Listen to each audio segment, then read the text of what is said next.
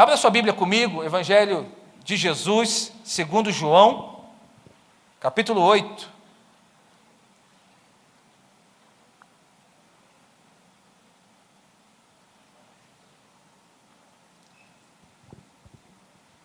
Evangelho de Jesus, segundo João, capítulo 8.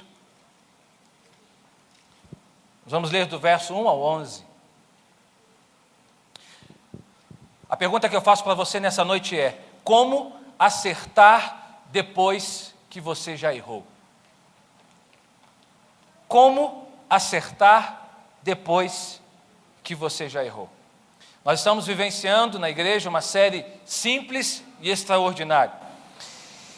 E eu tenho, de uma maneira mais didática e específica, lido alguns episódios da vida de Jesus e tem me inspirado demais a vida de Jesus, de como Jesus era simples na sua abordagem e que essa abordagem simples provocava um futuro, uma reação extraordinária na vida das pessoas.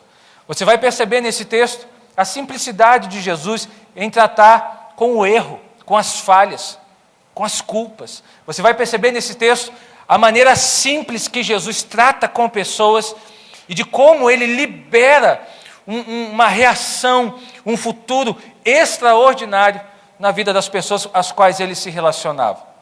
É nessa direção que eu quero trabalhar com você. João capítulo 8, acompanhe comigo. Se você não tem a sua Bíblia, você pode acompanhar no telão. Diz assim: Jesus, porém, foi para o Monte das Oliveiras. Ao amanhecer, ele apareceu novamente no templo, onde todo o povo se reuniu ao seu redor. E ele se assentou para ensiná-lo. E os mestres da lei e os fariseus trouxeram-lhe uma mulher surpreendida em adultério. Fizeram-na ficar em pé diante de todos e disseram a Jesus: Mestre, esta mulher foi surpreendida em ato de adultério. Na lei, Moisés nos ordena apedrejar tais mulheres. E o Senhor, que diz? Eles estavam usando essa pergunta como armadilha, a fim de terem uma base para acusá-lo. Mas Jesus inclinou-se e começou a escrever no chão com o dedo. Visto que continuavam a interrogá-lo, ele se levantou e lhes disse: Se alguns de vocês estiver sem pecado, seja o primeiro a atirar pedra nela. Inclinou-se novamente e continuou escrevendo no chão. E os que ouviram foram saindo, um de cada vez, começando pelos mais velhos. E Jesus ficou só, com a mulher em pé diante dele. Então Jesus pôs-se em pé e perguntou-lhe: Mulher, onde estão eles? Ninguém a condenou? Ninguém, Senhor, disse ela. E declarou Jesus: Eu também não a condeno. Agora vá e abandone a sua vida de pecado. Feche os teus olhos mais uma vez. Vamos falar com Deus. Pai, obrigado, Senhor, por essa linda noite. Obrigado por cada coisa que o Senhor já liberou sobre nós. Cada momento que já passamos aqui foram momentos extraordinários, Senhor. Na presença dos irmãos, celebrando o Senhor. Nós queremos te agradecer. Nós queremos te louvar e pedir para que nesse momento o Senhor fale conosco, fale ao nosso coração, que a tua palavra, que é viva e eficaz, verdadeira e fiel, ela possa cair num lugar oportuno da nossa alma, do nosso coração, que haja frutos na nossa vida. Pai, eu oro entregando tudo ao Senhor, em nome de Jesus. Amém. Como acertar depois que já erramos? Você já fez essa pergunta? Como é que eu vou resolver isso agora? Já foi. Como é que eu volto atrás? Como é que eu faço de novo? E nem sempre, querido, dá para voltar. Nem sempre dá para reparar algo da maneira como nós desejaríamos fazer. Nem sempre dá para fazer. Mas essa pergunta me leva a uma reflexão.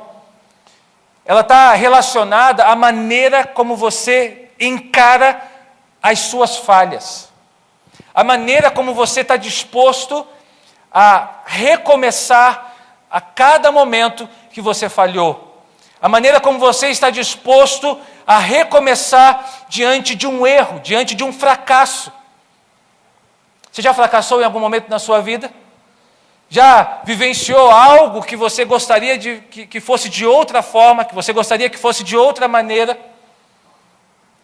Para muitas pessoas, a falha, ela gera uma crise emocional muito grande. Muitas pessoas não conseguem ressignificar os seus erros e acabam entrando em depressão por conta disso, em doenças na alma, depressão, ansiedade, transtorno de pânico, acabam vivenciando muitas coisas, trazendo e alimentando culpas na sua vida. Nós estamos vivendo no mês de setembro, é um mês convencionado de prevenção ao suicídio, né? A gente tem trabalhado isso, né? Foi trabalhado esse tema hoje pela manhã, ontem eu trabalhei aqui com a nossa juventude, e é um tema que nós precisamos tratar, é um tema que nós precisamos conversar, sabe por quê?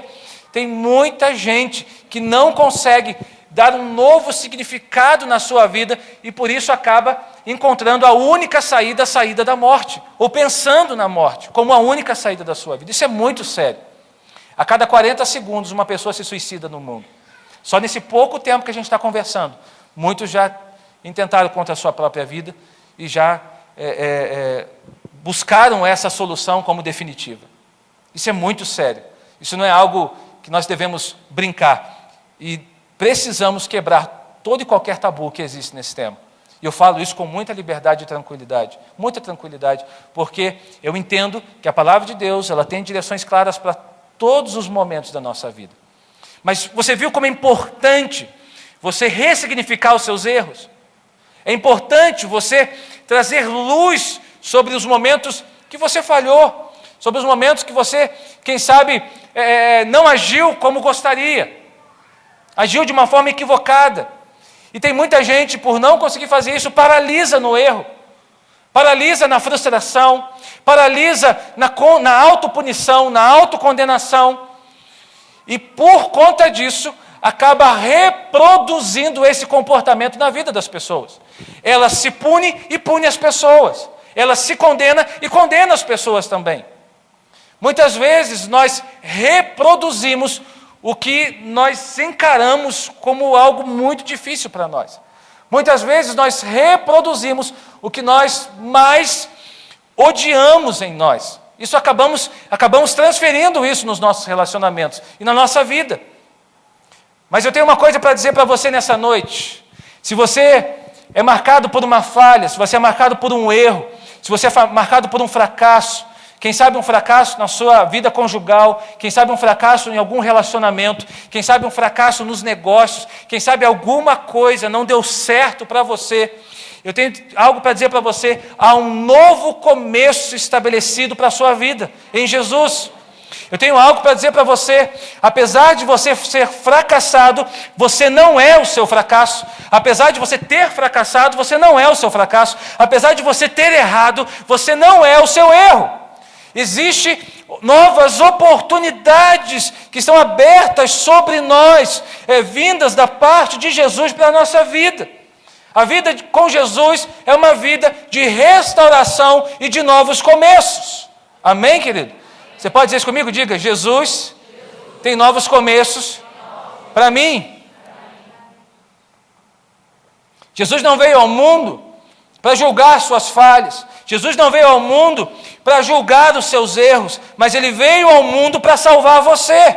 Ele veio ao mundo para restaurar a sua história. Ele veio ao mundo para dar um novo significado à sua vida.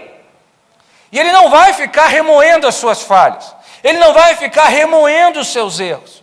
Jesus vai te dar, vai criar novas oportunidades para você se arrepender e seguir em frente. Amém, queridos? Amém. João capítulo 3, verso 17, diz o seguinte: Deus enviou o seu Filho ao mundo, não para que julgasse o mundo, mas para que o mundo fosse salvo por ele. Mais pessoas precisam ler esse texto. Porque eu tenho para mim que nós nos fixamos com muita facilidade às falhas das pessoas. E muitas vezes as nossas falhas. Existem pessoas, e muitas delas, que não conseguem seguir adiante depois de um erro. Não conseguem seguir adiante depois, de um fracasso. Não conseguem dar a volta por cima. Não conseguem, se levantar e dar mais um passo. ficam remoendo, e remoendo, e remoendo. E também muitas pessoas que julgam muito facilmente as falhas dos outros. Querido, Jesus não veio ao mundo para julgar você, Ele veio ao mundo para salvar você. Ele veio ao mundo para dar um novo sentido, um novo significado à sua vida. Nós cantamos aqui, nós vamos falar sobre isso. Ele te ama e o amor dele é impressionante e ousado, capaz de te amar sendo você quem é. Amém? Nós vimos aqui na palavra o caso da mulher adúltera. Esse é um caso muito conhecido. Nós não sabemos quem era essa mulher, nós não sabemos o nome dela, mas sabemos que ela foi apanhada em adultério. Ela vivenciou uma crise muito grande. Ela foi conduzida pelos escribas e fariseus até Jesus. Jesus estava ali ensinando, Jesus estava ali discipulando, como ele sempre fazia. E então uma mulher foi levada a ele para ser julgada, para ser condenada, na verdade. A gente vai ler o texto e vai perceber que a intenção dos religiosos não era necessariamente julgar a mulher, mas era pegar Jesus em alguma atitude falha para a religião da época, para que eles pudessem de alguma maneira condená-lo. Eles estavam atrás de Jesus. Se você ler os versículos anteriores, você vai perceber que eles estavam atrás de Jesus, atrás de um erro de Jesus. E eles não conseguiam encontrar. E eu tenho para mim que eles pensaram, eles pegaram aquela mulher e pensaram entre si: vamos levá-la até Jesus, porque dessa ele não escapa. Não tem como. A lei de Moisés manda executar uma mulher que foi apanhada em adultério. Ele não vai escapar disso, não tem para onde ele correr. Não tem o que ele dizer, está lá, está escrito, está na lei. Só que está na lei também que o homem também deveria ser executado. Eu pergunto a você, onde está o homem? Cadê o homem da história? Sumiu. Ou, na verdade, sumiram com ele. A intenção que a opinião que eu tenho é que sumiram com ele. Diz assim: olha, não entra nessa não, porque a gente vai usar isso aqui para pegar Jesus, fica aí na tua. Levítico capítulo 20, verso 10, fala disso. E realmente está escrito que a mulher tinha que ser executada, mas fala também que o homem também tinha.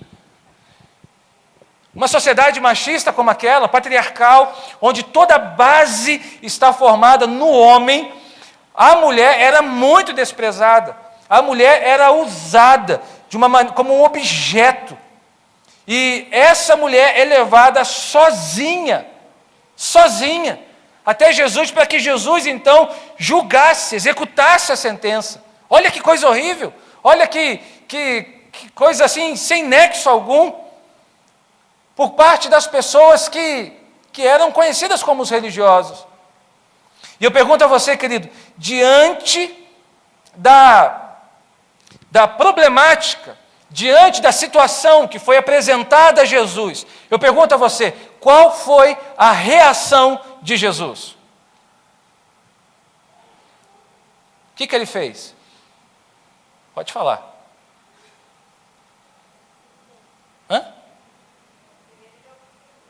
Primeiro ele observou. Na verdade, ele não fez nada.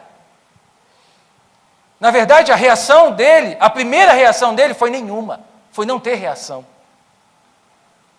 Os religiosos esperavam que Jesus logo condenasse aquela mulher. Os religiosos logo esperavam que Jesus colocasse ela num tribunal e executasse a sentença. Realmente está escrito, vamos executar, porque eu vim para cumprir a lei, então vamos lá. Só que estava pela metade. E eu tenho para mim que mesmo que o homem estivesse ali, Jesus iria ressignificar aquela lei. Jesus ia ressignificar, porque a Bíblia fala que Jesus ele não veio para julgar, mas veio para salvar as pessoas. O ministério de Jesus está focado em pessoas, na restauração de vidas, nas novas oportunidades, e não na condenação delas. Então nós lemos no verso 6, por exemplo, que quando a problemática é apresentada, a Bíblia diz que Jesus se inclina e continua escrevendo no chão. Ou seja, ele está lá, ele não tem reação nenhuma. A não reação expressa uma reação. A não resposta é uma resposta. E a Bíblia diz que eles insistem Como nós precisamos de respostas, não é? Como nós somos pragmáticos, queridos. Nós precisamos que alguém nos diga o que fazer. Nós precisamos que alguém fale para nós o que a gente tem que fazer. Isso acontece muito em gabinete pastoral. A gente conversa, a gente fala, a gente provoca a pessoa a pensar, mas alguns não se contentam com isso. Precisam ouvir da nossa boca o que ela precisa fazer. Alguns chegam assim, pastor, fala o que eu tenho que fazer, pelo amor de Deus, fala, abre a boca e fala para mim claramente. Porque nós somos assim, queridos, nós somos pragmáticos, nós precisamos ouvir, nós precisamos ser direcionados. E é interessante como eles insistem por uma resposta, eles queriam pegar Jesus de alguma maneira. Eles queriam ouvir da boca de Jesus como é que ele ia sair daquele enrosco, daquele questionamento. E aí Jesus então abre a boca e fala. E quando Jesus fala, algo novo acontece.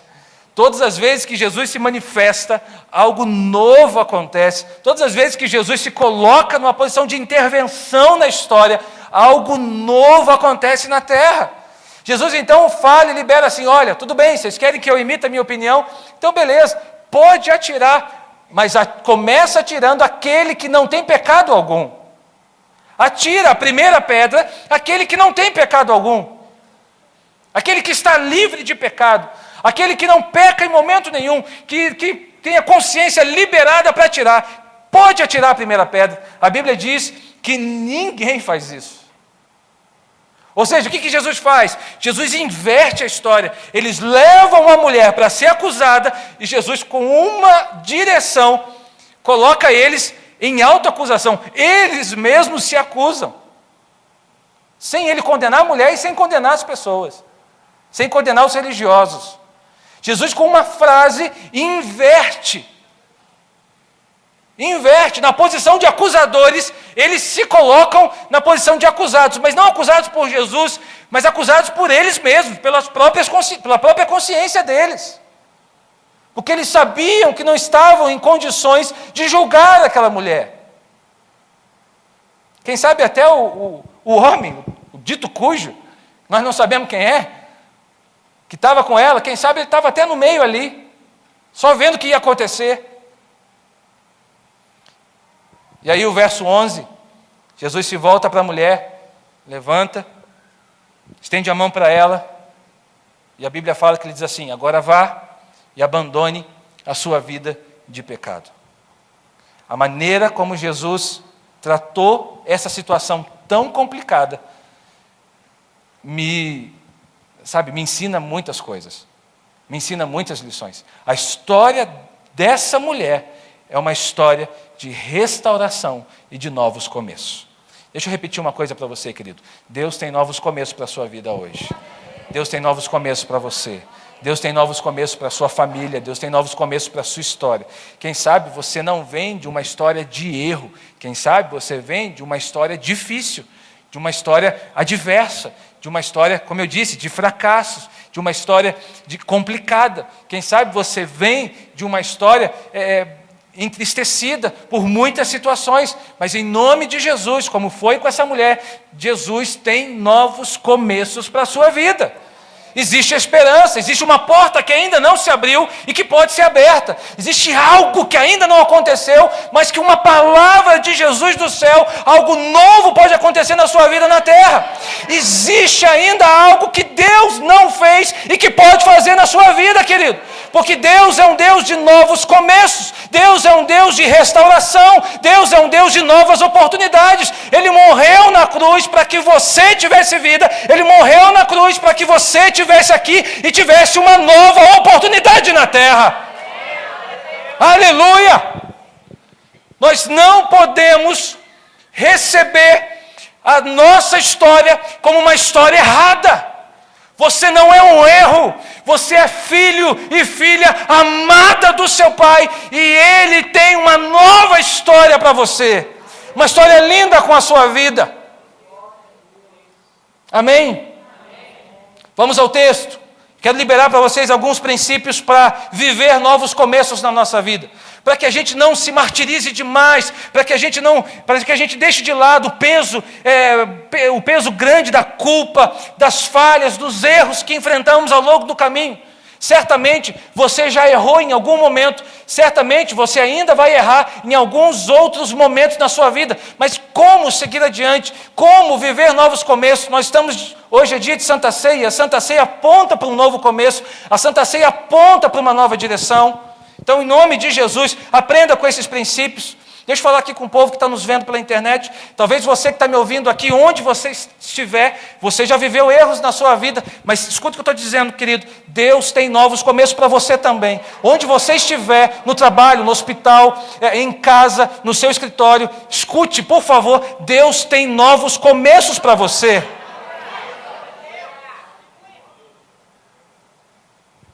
Algumas coisas que eu quero compartilhar contigo. Primeiro, para viver novos começos, lembre-se de que você está em construção. Diga comigo, eu estou em construção. Verso 3, diz que uma mulher surpreendida em adultério foi levada até Jesus. E o texto diz que fizeram-na ficar em pé diante de todos. Olha, que humilhação, que vergonha, diante de todos. Uma mulher apanhada em adultério. O texto traz claro para nós o erro dessa mulher. E sabe o que é mais impressionante para mim? É que eu não vejo essa mulher tentando se justificar. Eu não vejo essa mulher tentando, fingir que não era com ela. Eu não vejo essa mulher na negação. Dizendo, tentando, de alguma forma, argumentar. E a gente percebe, você diz assim, pastor, mas a mulher não tinha voz naquela época, então por isso que ela não disse. Mas espera aí, quantas vezes nos evangelhos nós vemos os evangelistas dando voz às mulheres? Muitas vezes. Muitas mulheres que também não tinham voz naquela época, através da observação dos evangelistas, têm voz. Poderia citar várias aqui, por exemplo, a mulher com fluxo de sangue. Ela para e tem um diálogo com Jesus. Todo diálogo com Jesus é registrado na palavra. Se as mulheres não tinham voz, então não tinha por que ela estar aqui. Eu não vejo essa mulher tentando argumentar. Eu não vejo essa mulher tentando dizer assim, não, eu não fiz isso. A Bíblia diz que ela foi apanhada em flagrante adultério. O que isso me diz? Que ela estava admitindo a culpa. Ela estava realmente dizendo, realmente, eu errei, eu estou aqui, é isso mesmo, eu não vou tentar negar não, eu não vou tentar dar um jeitinho. Admitir que estamos em processo de construção, querido, é um ato de maturidade. Somente os maduros reconhecem que são limitados. Somente as pessoas maduras reconhecem e podem ter um olhar crítico sobre si mesmos. Os orgulhosos estão sempre acima dos erros. Os orgulhosos nunca erram. Eu falei sobre orgulho semana passada. Os orgulhosos nunca erram. Os orgulhosos nunca reconhecem. Os vaidosos sempre encontram erro nos outros, mas em si mesmo, jamais. Eu sou o cara mais espiritual do mundo.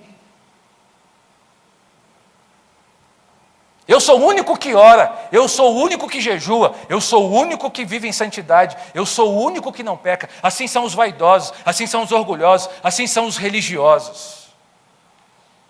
Mas essa mulher não, ela se encontra numa posição de que eu estou aqui, é isso mesmo, eu admito, eu errei. Isso me diz muita coisa, muita coisa. O apóstolo Paulo, em Romanos 7,19, diz o seguinte: pois o que faço não é o bem que desejo, mas o mal que não quero fazer, esse eu continuo fazendo. Meu Deus do céu, esse texto para mim é uma crise, porque precisa ser muito maduro para escrever isso. Porque a nossa tendência, a nossa tendência é mascarar as nossas falhas. A nossa tendência é mascarar as nossas limitações. A nossa tendência é mascarar as nossas fragilidades. Você está em construção. Existem coisas que você ainda não foi aperfeiçoado. Existem coisas que Deus ainda precisa trabalhar na tua vida. O que isso quer dizer? Dizer que nós estamos em construção. Para mim quer dizer 3 coisas. Primeiro, que eu não devo me algemar aos meus erros. Ou seja, eu não devo, me martirizar demais por uma situação que foi provocada por uma falha. Eu não devo me autopunir demasiadamente porque eu errei. Como eu disse, nós precisamos admitir que estamos em construção. Então, se estamos em construção, o erro acaba sendo um acidente para a nossa vida. Não pode ser natural, mas acaba sendo um acidente. Certamente você já errou ou vai errar em algum momento. Pai e mãe, se você errou com o seu filho ou com a sua filha, não se martirize tanto, não se martirize demais, ressignifique isso na sua vida. Certamente você não fez pensando em errar. Se você errou no teu casamento, e não no casamento no sentido da escolha, mas no sentido do relacionamento em si, não se martirize demais. Há um novo caminho, um processo de reconstrução para você. Se você errou em alguma área na sua vida, não se algeme aos seus erros, mas dê um novo sentido a eles. A segunda coisa que me diz estar em construção é que eu não posso também me conformar com os meus erros. Se eu não posso me algemar aos meus erros, eu não posso me conformar aos meus erros. Sabe, achar que é natural? Achar que está tudo bem? Achar que é tranquilo? Achar que não vai ter consequência? Para isso, nós temos o arrependimento. O arrependimento é a admissão, é a confissão. É a admissão e a confissão de que eu não andei segundo a vontade de Deus e eu preciso recomeçar. Eugene Peterson diz que o arrependimento não é uma emoção. Olha só, é o reconhecimento. Arrepender-se é reconhecer que erramos ao supor que poderíamos gerir nossa própria vida e ser o nosso próprio Deus. Isso é arrependimento. Não é emoção, sabe? Não é um sentimento. Não é algo que você sente. Porque se for sentimento, querido, vai passar. Arrependimento é uma decisão. É quando você consegue enxergar na realidade que você fez não estava debaixo da aprovação de Deus. A terceira coisa, então nós não podemos se algemar aos nossos erros, nós não podemos nos conformar com os nossos erros, mas nós também não devemos condenar o erro dos outros. Nós não devemos condenar os erros dos outros. Não condene os outros só porque os pecados deles são diferentes dos seus. Igreja é hospital, querido. Igreja é tratamento. Igreja não pode ser um lugar, um tribunal, não pode ser um lugar de julgamento. Não condene os outros só porque o pecado deles são diferentes dos seus. Querido, como tenho crise com essa história. De tempos em tempos vem alguém dizendo assim: pastor, fiquei sabendo que o fulano de tal fez isso. Aí eu, por que você não conversa com ele? Não, pastor, o senhor que é o pastor, o que o senhor vai fazer? Eu falei, não vou fazer nada. Eu sou Deus para fazer alguma coisa?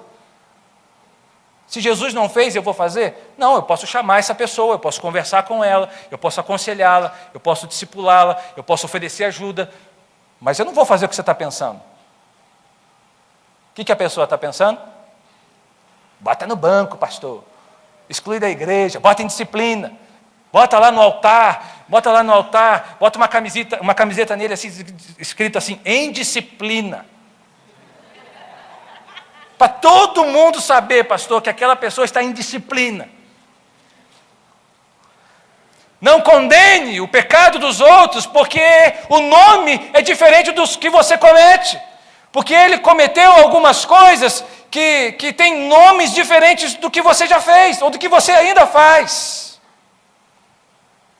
Os religiosos costumam condenar em público o que praticam no secreto. Os religiosos condenam o adultério da mulher, Mas ali, eu tenho para mim que havia muitos adúlteros, muitos homens que viviam com várias mulheres e que adulteravam com a mulher do seu próximo. Mas para um religioso é fácil condenar em público o que ele pratica no secreto. Nós não somos a igreja tribunal, nós somos a igreja hospital. E nós vamos receber todo tipo de pessoas. Nós vamos curar as suas feridas, nós vamos tratar delas, nós vamos amá-las, nós vamos abraçá-las, nós vamos discipulá-las, porque se Jesus morreu por elas, nós também precisamos ser canais de Deus para a vida delas. Chega dessa hipocrisia no nosso meio, irmãos, de nos acharmos melhores, mais espirituais do que os outros, porque fazemos isso, porque fazemos aquilo, porque nos vestimos de uma maneira, porque agimos de uma forma. Não chega! Nós estamos em construção. Jesus não está preocupado com a sua caracterização, Jesus está preocupado com o seu caráter. Jesus não está preocupado com aquilo que você apresenta exteriormente, Jesus está preocupado com o seu interior, e Ele vai transformar você de dentro para fora. Então, se você está em construção, outros também estão. Então ajuda o teu irmão a crescer, ajuda o teu irmão a avançar, e não deixa-o para trás. Quantos estão comigo?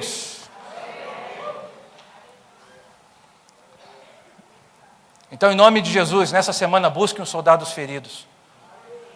Nessa semana, vá atrás dos soldados que ficaram pelo caminho, que estão feridos. Cure as feridas deles. Os ame. Os ame. Porque assim como você está em construção, ele também está. Amém? A segunda coisa, para viver novos começos. A primeira é nos lembrar. Se lembra de que você está em construção. Toda vez que você for estabelecer o juízo de alguém, lembre-se, o pastor me disse, eu estou em construção. Sabe? Fica paranoico mesmo. Quando você vê alguém na rua fazendo o que não devia, eu estou em construção. Faz isso, querido. Antes de você emitir qualquer juízo, lembra que você está em construção. A segunda coisa, aceite que no amor de Deus não há hierarquias. Diga comigo, no amor de Deus não há hierarquias. Olha só a forma como Jesus trata essa mulher. Acompanhe comigo, o verso 5 diz: na lei Moisés ordena apedrejar tais mulheres. E o Senhor que diz, olha os religiosos, como eles são bons, né? Como eles são santos. Verso 6, eles estavam usando essa pergunta como armadilha, a fim de terem uma base para acusá-lo. Mas Jesus inclinou-se e começou a escrever no chão com o dedo. Verso 7, visto que continuava a interrogá-lo, ele se levantou e lhes disse: se algum de vocês estivesse em pecado, seja o primeiro a tirar a pedra nela. Inclinou-se novamente e continuou a escrever no chão. Ou seja, a atitude de Jesus foi uma atitude de aceitação. Quando ele, diante daquele erro, diante daquela falha que lhe é apresentada, ele escreve no chão. Olha que extraordinário. Atitude simples que manifesta um amor extraordinário. Olha só, ele continua a escrever no chão. Quando ele está dizendo isso, ele tem uma atitude de aceitação àquela mulher. Ele aceita a mulher. Ele faz a separação da mulher e do erro dela. A expectativa dos religiosos é que Jesus logo emitisse um juízo sobre ela. Estão me acompanhando? Então, quando ele começa a escrever no chão, ele está dizendo: eu aceito essa mulher, eu amo a vida dela. Jesus não faz diferença da mulher e dos religiosos, porque pessoas são pessoas, querido. Pessoas são pessoas. Isso nos mostra que Deus não faz acepção de pessoas. Ele pode até fazer acepção de atitudes, porque algumas atitudes me levam a viver coisas maiores em Deus, claro. Mas de pessoas, não. O amor de Deus é real. E o amor de Deus não pode ser medido pela mente humana. Ele ama o pecador e nós não conseguimos entender isso. Ele ama você, mesmo sendo quem você é, ou talvez quem você tenha sido. Romanos capítulo 5, verso 8, vai dizer que Deus demonstrou o seu amor por nós, quando Cristo morreu em nosso favor, quando ainda éramos pecadores. Nós cantamos aqui sobre o ousado amor de Deus, o impressionante amor de Deus, ou seja, é real o amor de Deus por você, o amor de Deus, ele alcançou a sua vida, sendo você quem você era, o amor de Deus foi onde você estava, fazendo o que você estava fazendo, o amor de Deus te acolheu, o amor de Deus te restaurou, o amor de Deus te abraçou, o amor de Deus curou as tuas feridas, o amor de Deus alcançou a sua vida e transformou você. Quem era você antes do encontro desse amor? Pense, onde você talvez estaria hoje se não fosse esse amor?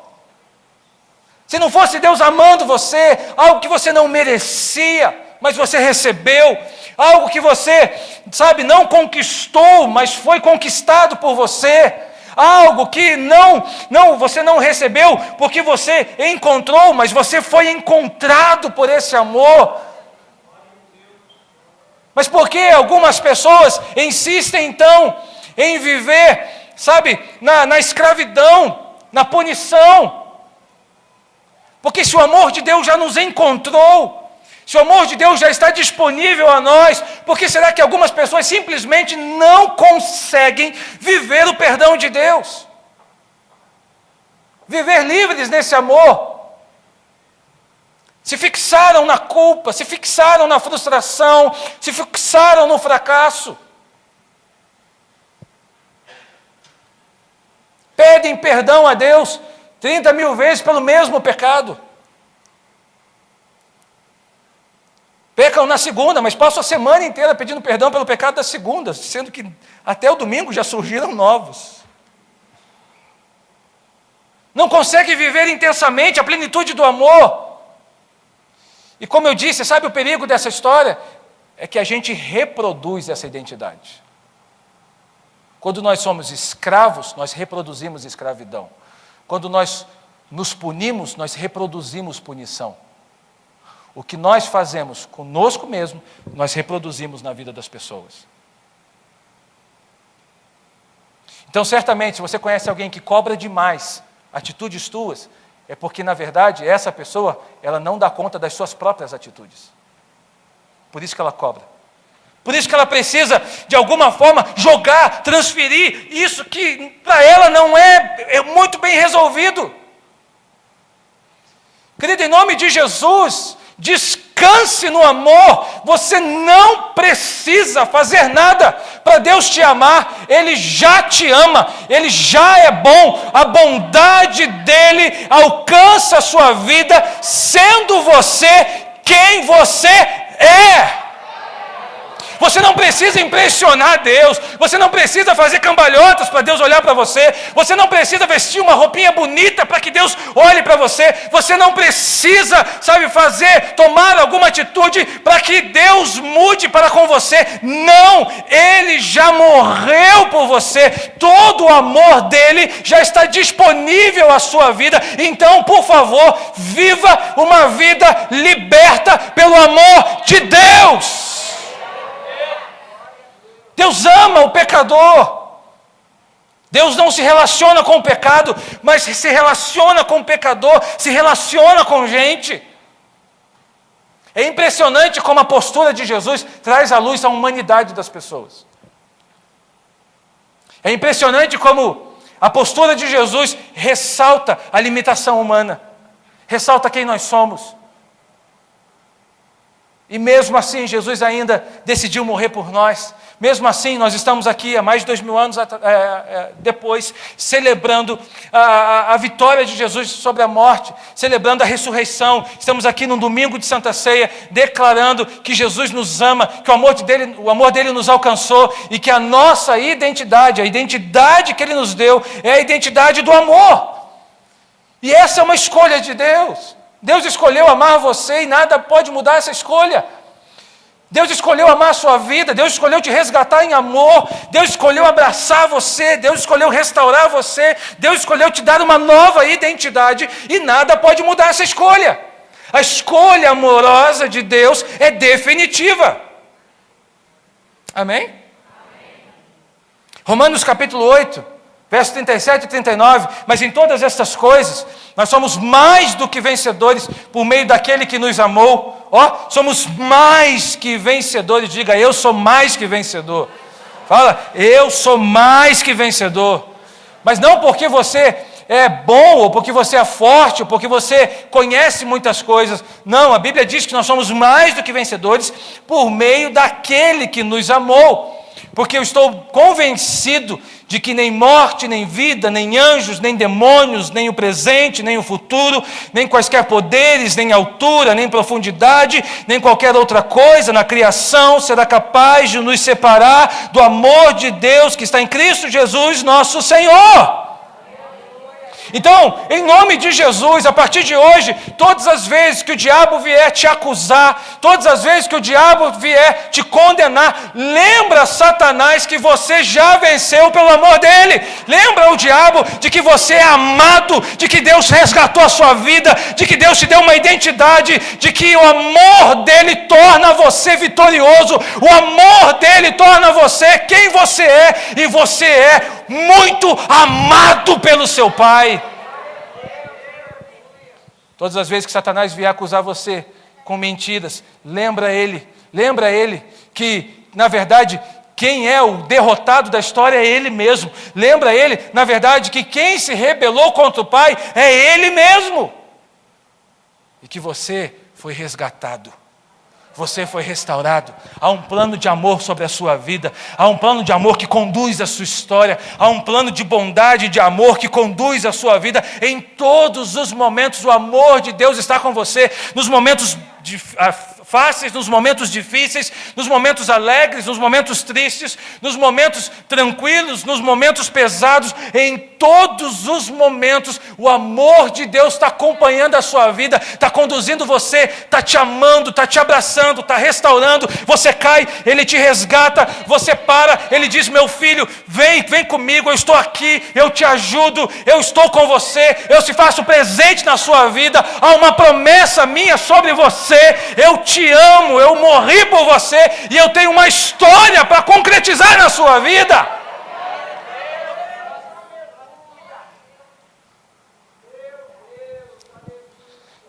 Irmãos, tem gente que chega diante da mesa do Senhor e acha que ao morder o pão vai sair sangue. Porque está muito errado, está muito em pecado. Então, se eu chegar ali e não tiver consertado diante do Senhor, não tiver certinho, o negócio vai ficar estreito, vai cair minha língua, vai cair os dentes, vai cair tudo. É claro que a mesa tem que ter respeito, é claro que a mesa tem que ter discernimento. O apóstolo Paulo disse, mas você já leu o texto? Examine-se o homem a si mesmo e coma. O texto não diz assim, examine-se o homem a si mesmo e deixe de participar. Examine-se o homem a si mesmo e sai correndo. Examine-se o homem a si mesmo e coma. É mais fácil você consertar o que está equivocado na tua vida do que ficar protelando e vivendo debaixo de culpa. Então, se você tem que consertar alguma coisa, conserta, cara.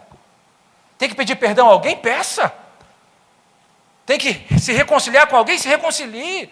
Tem que fazer algo novo na sua vida? Faça. Mas não fica protelando e vivendo debaixo de culpa. Semana após semana debaixo de culpa, de culpa, de culpa. Porque não é essa a vida que Deus separou para você.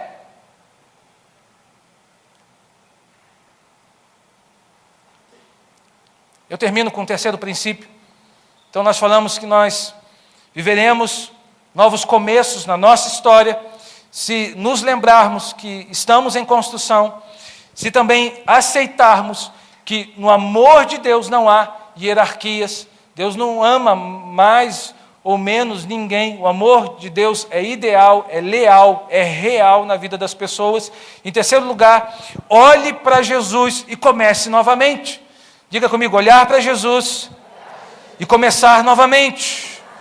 Aí eu vou para o diálogo de Jesus com a mulher. Finalmente chegou no diálogo de Jesus com a mulher. Todo mundo foi embora, ninguém apedrejou a mulher, agora só ficou Jesus e a mulher. E olha o que aconteceu, verso 10. Então Jesus, pôs-se em pé, perguntou-lhe: mulher, onde estão eles? Ninguém a condenou? Ninguém, Senhor. E disse ela, ninguém, Senhor. Declarou Jesus então: eu também não a condeno. Agora vá e abandone a sua vida de pecado. Ou seja, Jesus deu ali uma nova oportunidade para aquela mulher. Ele não encarou o erro da mulher como natural. Isso é muito importante. Porque quando a gente fala do amor de Deus, a gente esquece que em Deus também há a correção. O amor que não corrige, ele não é um sentimento de amor, não é amor. Há embutido no amor a correção. Você, pai e mãe, porque ama o seu filho, você corrige. Sim ou não? Você não deixa no erro, você aponta uma direção, porque você ama o seu filho. A mesma coisa com Deus. Nós precisamos diferenciar a correção da punição. Ok? São coisas totalmente diferentes. A correção é didática. A punição é escravizante. Sabe lá o tal das coisas que às vezes nós fazemos para punir as pessoas? Ah, vou te punir porque você fez isso. Isso não corrige ninguém, querido. Isso não é correção. Isso é dar o troco. E Deus não faz isso. Deus disciplina, Deus corrige. Por isso ele disse para aquela mulher: agora vá, mas abandone a sua vida de pecado. Ou seja, Jesus não deixa de dizer o que ela estava fazendo era pecado, porque era mesmo. Ela havia adulterado, ela havia se deitado com o homem de alguém, ou então o homem que havia se deitado com ela. De repente ele não constituiu uma família, ou quem sabe ela tinha uma família, não sabemos. De repente ele era solteiro e ela tinha uma família. A gente não sabe a história, mas o fato é que os dois adulteraram ali, havia um erro ali implícito. Jesus não deixa de dizer do erro. Jesus fala: agora vá e abandone a sua vida de pecado. Mas Jesus libera aquela mulher para começar de novo. Isso que é impressionante. Jesus fala do pecado, mas ele diz: agora vá. Ou seja, você tem uma nova oportunidade diante de você. Eu pergunto: e você? Está paralisado na culpa? Está paralisado na ferida, no ressentimento, na perda, na dor? Em que área você também precisa viver um novo começo? Em que área você precisa ouvir de Jesus: meu filho, agora vá, comece de novo. Eu estou te colocando uma porta aberta. Eu estou te colocando uma nova oportunidade. Quem sabe você está aqui diante de mim e você está paralisado porque permitiu que os erros de ontem paralisassem você para as novas oportunidades e possibilidades de hoje. Quem sabe você está paralisado nas suas velhas feridas, nas suas velhas derrotas, nos seus velhos erros, com aquela sensação de que você não avançou mais depois que viveu aquela situação. Existem muitas pessoas que não conseguem ressignificar coisas que aconteceram na sua vida e acabam paralisando, acabam parando. Assim como Jesus liberou aquela mulher para viver algo novo, Ele também te libera. Você pode viver algo novo em Jesus, querido. Você tem a oportunidade de viver algo novo em Jesus. Amém? Para isso você precisa de 3 coisas. Primeiro, perdoe a si mesmo. Diga comigo: perdão a mim mesmo. Segundo, perdoe os outros. Diga comigo: perdão aos outros. Terceiro, siga adiante. Para que você comece de novo, para que você não fique paralisado na culpa, paralisado no fracasso, paralisado no erro. Primeiro, perdoe a si mesmo. Perdoe a si mesmo. Não deu certo, não foi daquela vez, fez de uma maneira equivocada, perdoe a si mesmo. Falou o que não devia, fez o que não devia, decidiu o que não devia, perdoe a si mesmo, mas não fique mergulhado na culpa. E eu sempre digo que a culpa é necessária, porque a culpa nos diferencia. por exemplo, de uma personalidade psicopata. O psicopata, ele, de uma maneira característica, ele não carrega a culpa. Então ele vai, por exemplo, no café da manhã, matar os seus pais e vai sair de casa como se nada tivesse acontecido. Vida que segue, vida que continua. Porque não há um senso de culpa. É lógico, né? Que essa é uma maneira muito, muito simples de falar. Existem muitas outras coisas envolvidas, mas só para resumir. Então a culpa ela é necessária. O que não é necessário é você ser escravo da culpa. Então perdoe a si mesmo. Sabe aquela história? Se eu tivesse feito isso, se eu não tivesse feito dessa forma, se eu tivesse ido lá, se eu tivesse feito de outra maneira, talvez as coisas seriam. Mas, querido, você não tem esse poder. Então entregue para Deus o que você não pode mais mudar. E se perdoe, por favor. A segunda coisa, perdoe os outros. Alguém errou com você? Porque nós erramos, mas as pessoas erram com a gente também. Sim ou não? Alguém errou com você? Perdoe, libere. A palavra perdão, no seu original, também significa liberar. Libere. E siga adiante. Jesus tem novos começos para a sua vida. 2 Coríntios 5,17. Portanto, se alguém está em Cristo, é nova criação. As coisas antigas já passaram, e eis que surgiram coisas novas. Amém? Olhe para Jesus e comece novamente. Hoje, Jesus está te dando uma nova oportunidade para você recomeçar. Jesus está te dando hoje é domingo, hoje é dia de ressurreição, hoje é o primeiro dia da semana. O domingo é muito simbólico, porque todo domingo nós temos novas oportunidades de recomeços na nossa vida. E eu pergunto para você, em que área da tua vida você precisa de novos começos? Em que área da tua vida você precisa de novos começos? Quem sabe é na área emocional, você precisa de novos começos. Quem sabe é na vida conjugal, você está precisando de um novo começo. Quem sabe é em outro tipo de relacionamento. Quem sabe é na sua vida financeira, você está precisando de novos começos. Quem sabe é na sua vida espiritual, você está precisando de novos começos.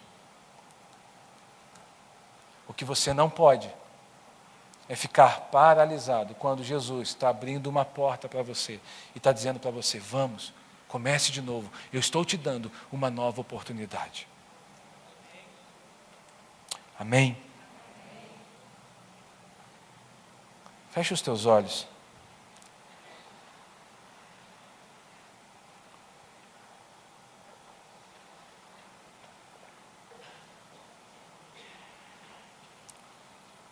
Hoje, permita que um processo novo, querido, seja iniciado na sua vida. Hoje, permita que algo novo aconteça na sua história. Deus está te dando uma nova oportunidade hoje. Deus está te dando uma oportunidade de viver novos começos. Talvez algumas coisas na sua vida não deram certo. Talvez você não viveu o que esperava. Talvez você não está no lugar que você almejava estar. Quem sabe você enfrentou perdas, enfrentou tristezas. Quem sabe você enfrentou fracassos na sua vida. Quem sabe você vivenciou situações difíceis na sua história. Mas Jesus morreu por você. Ele te ama. E Ele tem algo novo para fazer na sua vida. Quem sabe você está ferido. Quem sabe você é um dos soldados feridos. Nós mencionamos aqui. Quem sabe você está ferido por alguma coisa. Jesus quer fechar essa ferida. Jesus quer cicatrizá-lo. Para que você seja livre para viver algo novo. Para que você não acorde na escravidão, não durma na escravidão. Para que você seja liberado no amor, liberado na graça, para viver algo novo. Para viver o extraordinário que Deus tem para você.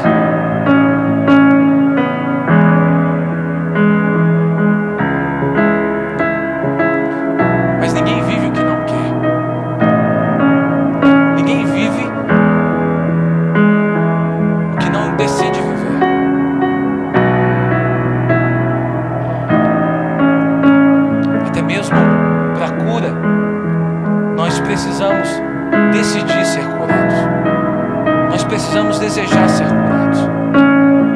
Por isso eu quero convidar você a refletir sobre a sua vida aí, no seu lugar. Reflita na tua história. Onde você está? Em que lugar você está? Você está vivendo tudo que Deus tem para você nos dias de hoje? Você já está vivendo plenamente o amor dele na sua vida? Você já está vivendo plenamente o processo de Deus na sua história? Ou quem sabe você ainda tem sido paralisado pela culpa, pelo desânimo, pela tristeza, quem sabe pela amargura, quem sabe pela falta de energia, pela falta de prazer, pela desesperança, quem sabe pela frustração, quem sabe pelo fracasso, quem sabe algumas coisas não deram certo na tua vida, então você acha que você foi um erro, a sua família é um erro, a sua história é um erro. Jesus hoje quer curar você. Jesus hoje quer liberar você, para que você viva tudo que Ele tem para você. Para que você entenda que a sua história não é um erro. Para que você entenda que a sua história é uma história de amor, é uma história de propósito, é uma história de plano, é uma história da graça, é uma história da qual Deus faz parte, direciona a sua vida, da qual Ele quer ser Senhor da sua vida.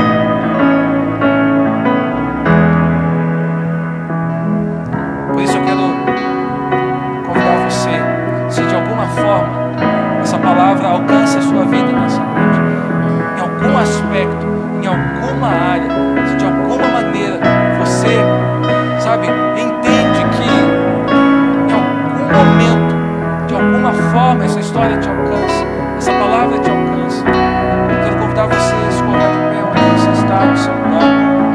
Eu quero orar por você. Eu quero orar por você. Onde você estiver aí no seu lugar, se coloque de pé.